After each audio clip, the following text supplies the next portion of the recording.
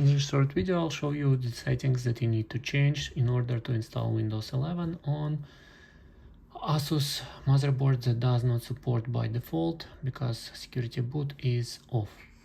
So if you start looking into settings, you need to go to advanced settings, advanced mode, it's F7. So next one would be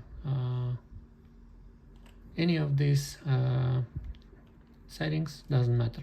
You go to boot and you need to select SCM compatibility support module, and here it should say disabled.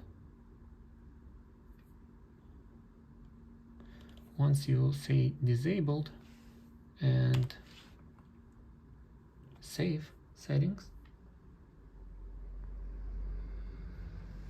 you'll be able to start Windows 11 installation from the stick, and you will see that the system does not complain about secure boot anymore.